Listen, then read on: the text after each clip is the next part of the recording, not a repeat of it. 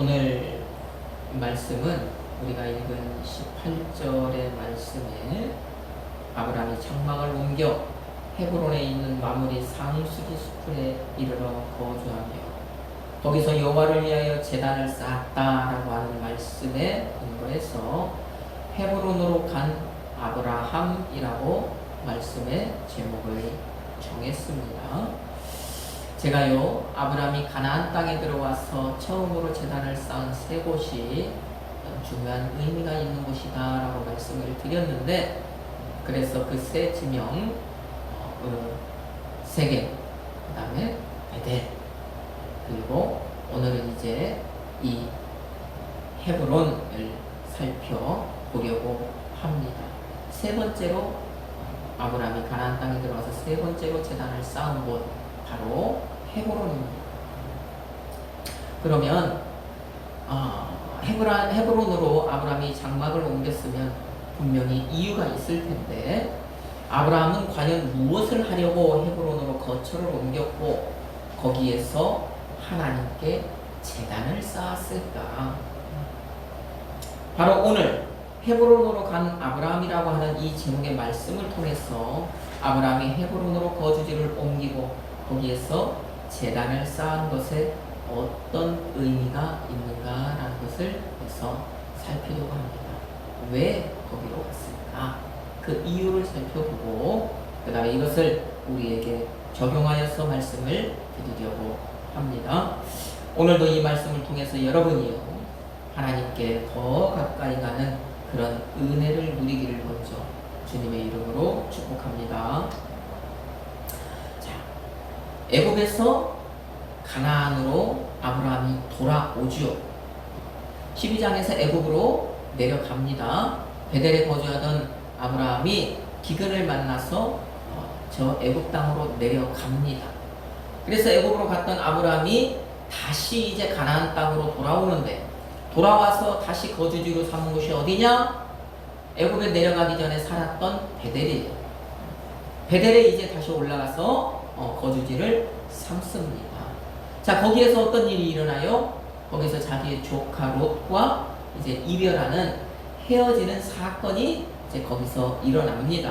그래서 롯은 동쪽 요단 지역으로 떠나죠. 그리고 결국 그는 이제 저 소돔 땅에 정착을 하여서 살게 됩니다. 자, 롯이 아브라함을 떠난 후에 하나님께서 아브라함에게 이제 나타나십니다.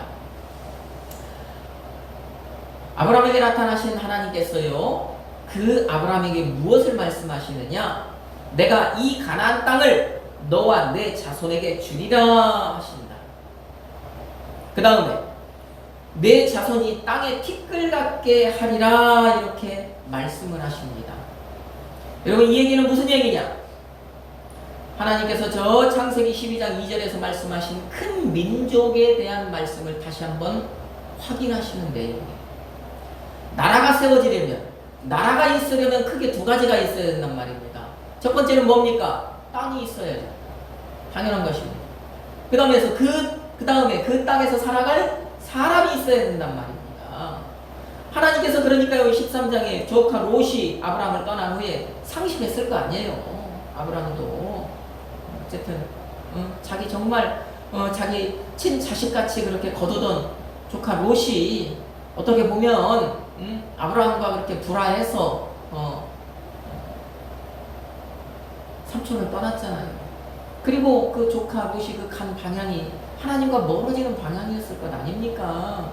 그러니까 아브라함의 마음이 상심이 되었겠죠.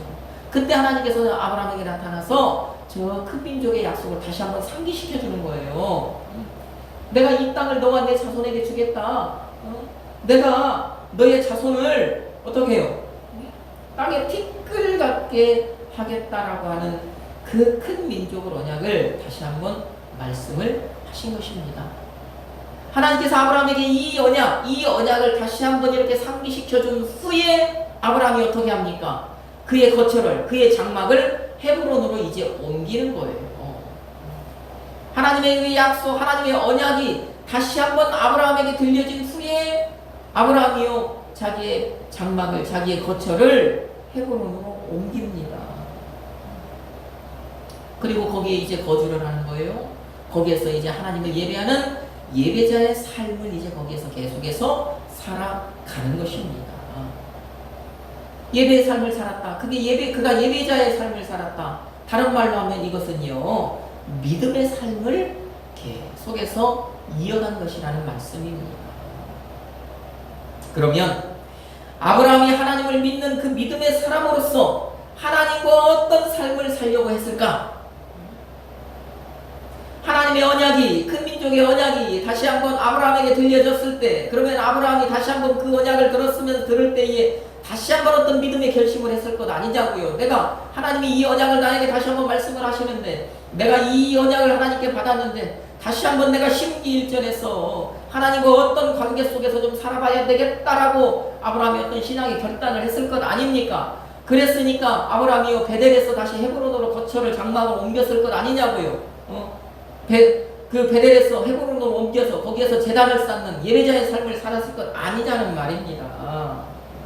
그러면 아브라함이 과연 하나님을 그 믿는 믿음의 사람으로서 어떤 하나님과의 관계 속에서 삶을 살려고 했을까라고 하는 것을 우리가 무엇을 통해서 알 수 있느냐? 바로 헤브론이라고 하는 이 지명을 통해서 우리가 알 수 있는 거예요. 자, 헤브론. 오늘 아브라함이 이제 거처를 옮겨 다시 이제 거기 거주하는 이 헤브론. 이 헤브론이라고 하는 이 지명은 어떤 말에서 유래가 되었냐라고 하면 하바르라고 하는 말에서 이제 유래가 되었습니다. 하바르라고 하는 말이 뿌리예요. 헤브론의 말이 뿌리. 그러면 이 하바르라고 하는 이 말은 어떤 의미가 있느냐? 연합하다, 결합하다, 이런 의미가 있습니다. 이게 문자적인 의미예요. 문자적인 의미. 하바르는 어떤 의미라고요? 연합하다, 결합하다. 자, 이 말이 성경 속에서 많이 사용이 되었는데, 그러면 성경에서 실제적으로 사용된 용례를 우리가 한번 살펴볼까요? 출애굽기 26장 3절 말씀입니다. 자, 실제로 그러면 이 말씀이 어떻게 사용이 되었을까? 출애굽기 26장 3절 말씀을 우리가 찾아봅니다. 같이 한번 읽어봅시다. 그 휘장 5폭을 서로 연결하며 다른 5폭도 서로 연결하고 아멘. 자, 이 내용이 무슨 내용입니까? 지금 하나님께서 모세에게 어떤 그 성막, 회막의 양식을 주셨잖아요. 이런 양식 저런 양식을 주시는데 그 성막의 휘장에 대해서 이제 말씀을 하시는 거예요. 휘장을 한 폭 이렇게 한 폭짜리 휘장을 10개를 만들어라는 거예요. 그 10개를 만들어서 5폭을 하나로 연결하고 또 5폭을 하나로 연결해라. 지금 그 말씀을 하시는 것입니다. 그게 바로 26장 출애굽기 26장 3절 말씀인데요. 그러면 거기에서 이 하바르라고 하는 말이 어떤 말이겠냐고요? 연합하다, 결합하다라고 하는 이 하바르라고 하는 이 말이 출애굽기 26장 3절에서는 어떤 말로 쓰였겠냐고요? 거기 보면 연결하며 연결하고 그러잖아요. 연결이라는 거예요. 연결. 그럼 연결한다라고 하는 이 말은 어떤 의미가 있겠습니까? 5폭이에요. 5폭인데 그것들을 이렇게 연결하면 그것이 뭐가 되는 거예요? 몇 개가 돼요? 5개가 하나가 돼버리는 거예요. 하나가.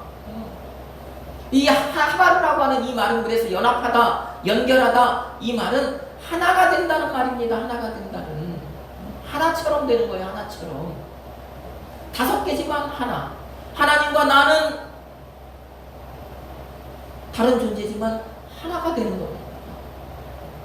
그래서 그런 하바르라고 하는 이 말에서 파생된 이 헤브론이라고 하는 이 말의 의미가 뭐냐? 바로 헤브론은 연합하는 곳, 그 다음에 하나가 되는 곳, 하나가 된다.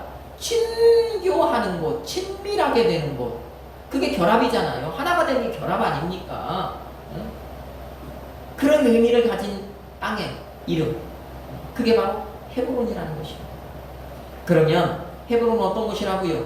하나님과 연결할 때에 헤브론은요, 하나님과 연합하는 곳입니다. 하나님과 연결되어서 하나가 되는 곳이 헤브론입니다. 하나님과 친밀해지는 곳, 친교하는 곳이잖아요. 친교. 친교가 뭡니까? 친하게 교제하는 거예요. 친하게 교제하는 거예요. 그곳이 어디라고요? 헤브론이라는 거예요. 그러면 아브라함이 왜 헤브론으로 장막을 옮겨요? 왜 헤브론으로 거주지를 옮깁니까? 아브라함은 바로 그런 삶을 살기 위해서 헤브론으로 삶의 터전을 옮긴 거예요. 그리고 내가 그런 삶을 살겠습니다라는 어떤 그 신앙의 고백으로서 그 땅에서 하나님께 제단을 쌓은 것입니다. 하나님을 예배한 것입니다. 아브라함은요, 더욱더 하나님과 연합하기 위해서, 더욱더 하나님께 결속되기 위해서, 더욱더 하나님과 친밀해지기 위해서, 더욱더 하나님과 교제하기 위해서, 정말 하나님과 동행하는 삶을 살기 위해서 그런 신앙의 결단으로 헤브론으로 거처를 옮긴 것입니다.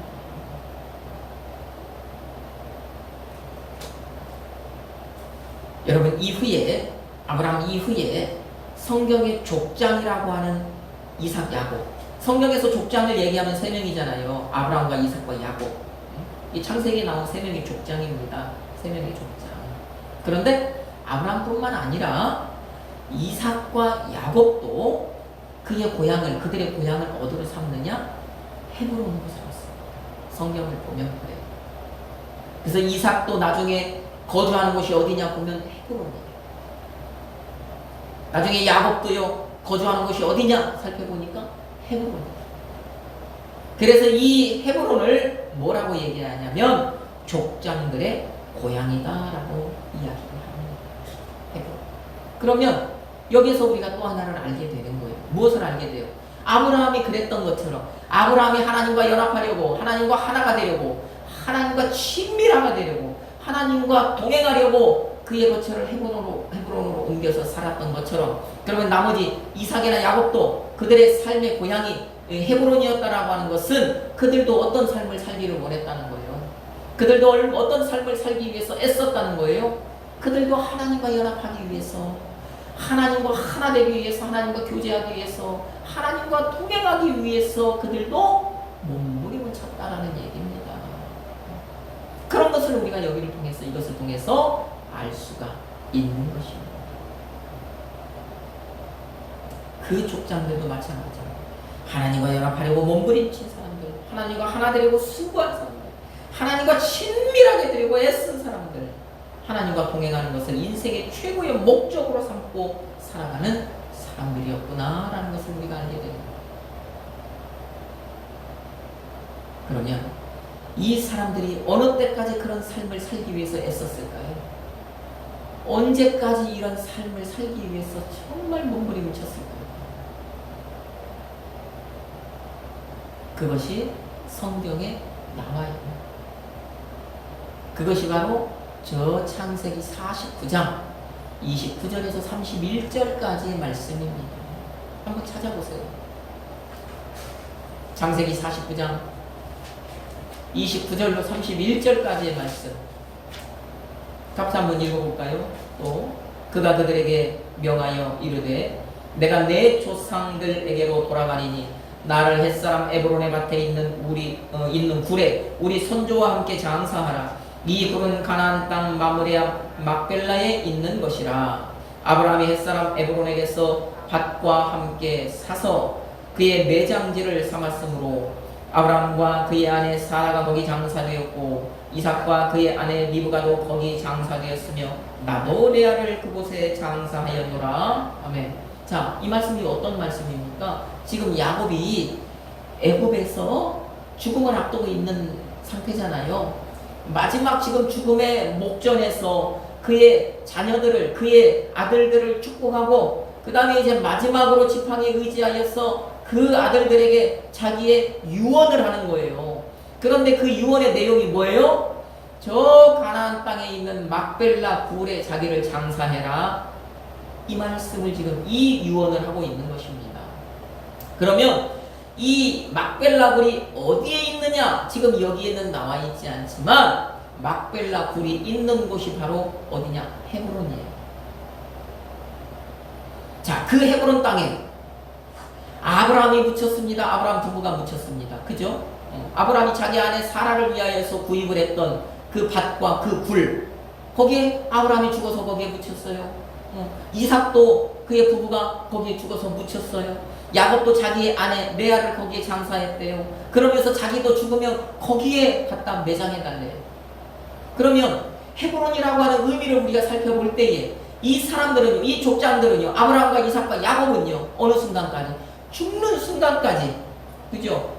이 족장들이라고 하는 이 사람들은요, 이 땅에서의 삶이 끝나는 순간까지도요, 그런 삶, 어떤 삶, 하나님과 연합하는 삶, 하나님과 하나 되는 삶, 하나님과 동행하는 삶, 그 삶을 살기를 원했다라는 거예요. 삶의 끝에서도요, 하나님과 연합하는, 하나님과 동행하는, 하나님과 하나가 되는 그런 삶을 놓지 않았다라는 것입니다. 야곱이요, 지금 마지막 기운이 지나여 조상에게로 돌아갈 때까지 그 마지막 순간에 유한한 것이 바로 그것인 거예요. 그것이 바로 오늘 본문의 헤브론을 통해서 살펴본 아브라함의 삶인 것이고, 그 다음에 족장들의 삶인 것입니다. 그 후에 먼 이제 이곳에서 누가 살아가느냐? 다윗이 살아가요. 다윗이요, 이곳에서 유다 지파의 왕이 됩니다. 다윗이 왕이 되는 것이 처음부터 온 이스라엘의 왕이 된 것이 아니죠. 먼저는 유다 지파의 왕이 됩니다. 그런데 그가 어디에서 그 유다 지파의 왕이 되느냐? 헤브론에서 유다 지파의 왕이 돼요. 헤브론에서 먼저요, 유다 지파를 7년 넘게 다스려요. 그러면 그가 헤브론에서 이 헤브론을 거주지로 삼고 그가 헤브론에서 살았다고 하는 것은 오늘 본문에서 우리가 살펴본 내용에 따르면 그는 어떤 삶을 살기를 원했다는 거예요. 다윗도 아브라함과 마찬가지로 그 족장들과 마찬가지로 하나님과의 연합하는 삶을 살기를 애썼다라는 거예요. 하나님과 하나 되는 삶을 살기 위해 몸부림쳤다라는 거예요. 하나님과 동행하는 삶을 살려고요, 그렇게 애를 썼다라는 것입니다. 그 7년 반 동안을 그렇게 살았던 거예요. 유다 지파를 다스리면서. 자, 그런 삶을 산 다윗에게 어떤 일이 일어납니까? 그들과 적대관계에 있었던, 유다 지파와 적대관계에 있었던, 다시 말하면 저 사울과 사울의 아들들을 섬기던 나머지 지파의 장로들이 다 찾아오잖아요. 어느 날 다윗을 찾아와서, 헤브론으로 찾아와서 뭐라고 얘기해요? 우리를 다스려달라. 우리 이스라엘의 왕이 되어달라. 우리 모든 지파의 왕이 되어라. 당신이 유다 지파의 왕으로서만 살아갈 것이 아니라 우리 온 이스라엘의 왕이 되어서 우리를 제발 좀 다스려달라. 이런 놀라운 역사가 나타나다는 거예요. 다윗이 뭐 했다고요? 어떻게든지 이스라엘을 다스려 보려고 애쓰지 않았잖아요. 사울 죽었으니까 이제는 내 차례야 하고 다윗이 뭔가를 행하려고 하지 않았잖아요.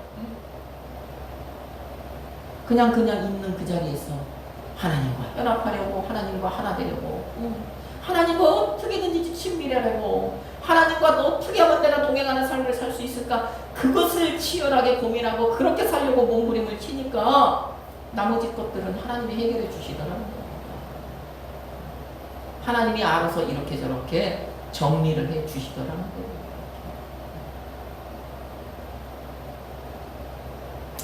여러분, 그러면 이제 이 문제를 우리로 좀 가져와요. 우리에게로. 그러면 이 말씀을 통해서 오늘 여러분이 깨달아야 될 것, 여러분이 알아야 될 것, 여러분이 결심해야 될 것 무엇이겠습니까? 오늘날 우리 그리스도인은 어떻게 살아야 되는가? 오늘날 그리스도인이라고 하는 나는 어떤 삶을 살아야 하는 것인가? 라는 것을 생각을 해봐야 되겠죠. 아브라함과 족장들이 살았던 그 헤브론의 삶, 헤브론의 삶을 내가 살아내야 되겠구나라는 것을 오늘 우리가 결단해야 하는 거예요. 다시 말하면 우리도 어떻게 해요?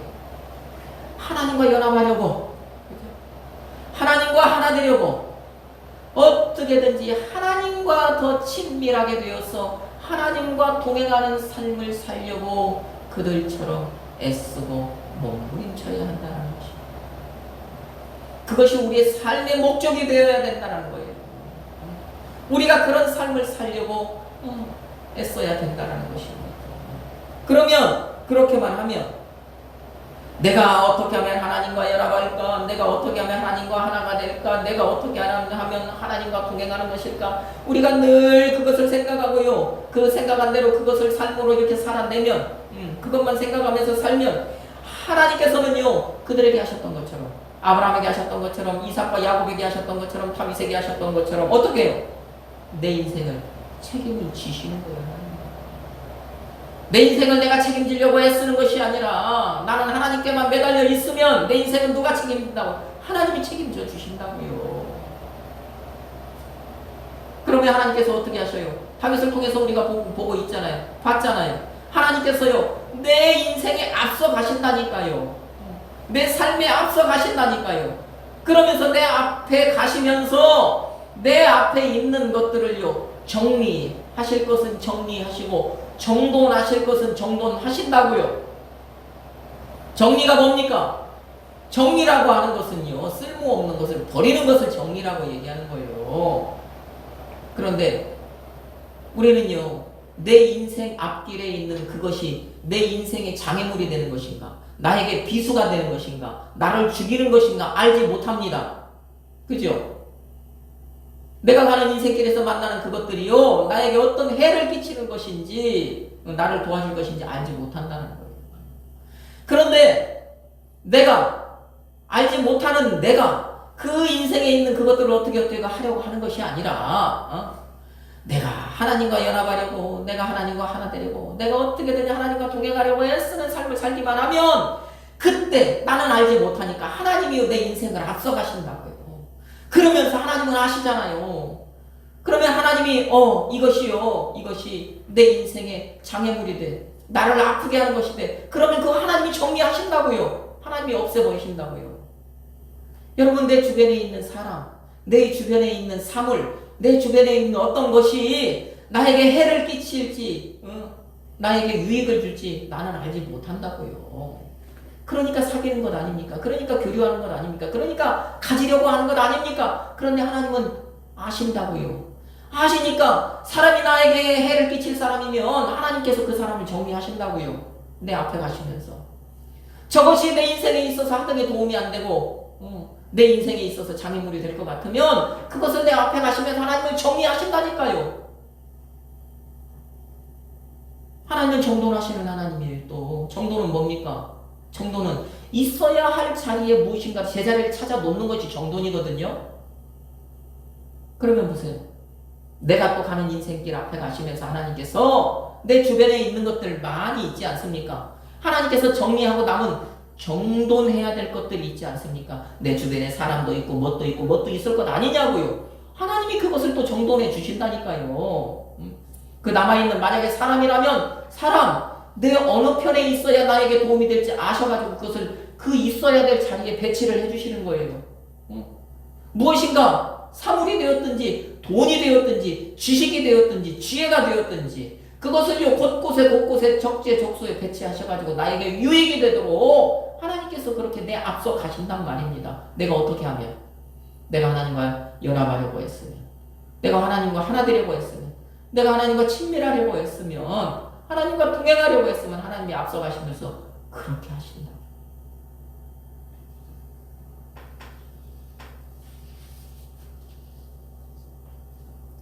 하나님이 내 앞에서 그런 일을 행해 주신단 말입니다. 그러면 이제 어떻게 할 때, 내가 어떻게 하는 것이 그러면 하나님과 연합하고 하나님과 하나가 되고 하나님과 동행하는 것인가? 내가 어떻게 할 때 그것이 하나님과 연합하고 하나님과 하나가 되고 하나님과 동행할 수 있는 것인가? 그것을 우리가 알아야 되겠죠. 하나님을 이야기할 때 우리가 하나님을요 보고 듣고 아시는 하나님을 우리가 말합니다. 자, 가장 먼저 나오는 하나님이 어떤 하나님이에요? 보시는 하나님. 왜? 하나님은요 창세기 1장에서부터 하나님은 보시는 하나님. 그래서 하나님은요 보시기에 좋았더라, 보시기에 좋았더라. 창세기 1장에서부터요 7번이나 하나님은 보시기에 좋았더라. 보신다. 몇 번을요? 7번을 말씀하시고. 그럼 숫자 7이라는 것은, 숫자 7은 완전이잖아요. 그럼 하나님이 보시는 것은, 어떻다는 것입니까? 하나님 보시는 건 모든 것을 다 보신다는 거예요. 하나님의 눈에는요, 놓치는 것이 하나도 없다는 얘기예요. 그것이 벌써 창세기 1장에서부터 강조되고 있는 거예요. 숫자 7이라는 것을 통해서. 그 하나님은 오늘날 그분의 자녀인 저와 여러분 보고 계십니까? 보고 계시지 않습니까? 보고 계시잖아요. 하나님은요, 다른 사람도 보고 계시지만 하나님의 자녀인 여러분 그 특별한 사람들 유난히 더 관심을 가지고 쳐다보고 계신단 말입니다. 그러면 하나님께서 관심을 가지고 여러분을 보고 계신다면 여러분 또한 어떻게 해야 되겠습니까? 그 하나님을 바라봐야 되겠죠. 하나님이 항상 나를 보고 계신다는 것을 알고 나도 하나님을 바라보며 사는 거예요. 하나님을 바라보는 삶, 그것이 바로 어떤 삶이라고요? 그렇게 살아갈 때 그것이 바로 하나님과 연합하는 삶이 되는 것이고 하나님과 하나 되는 삶이 되는 것이고 하나님과 동행하는 삶이 되는 것입니다. 우리가 하나님을 바라보면 그것이 하나님과 연합하는 것, 하나님과 친밀하게 되는 것, 하나님과 동행하는 것이 되는 거예요.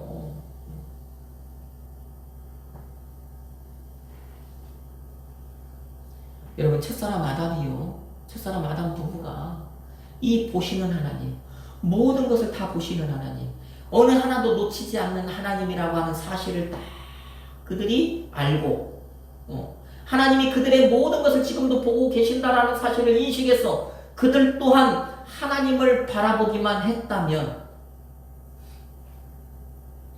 그들은 계속해서 하나님과 연합했을 것입니다. 그렇죠?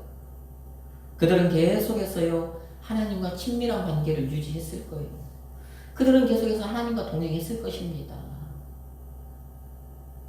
그러면 타락사건은 발생하지 않았겠죠. 하나님이 지금 뱀의 말을 듣고 있는 그 순간에 나를 보고 계시지.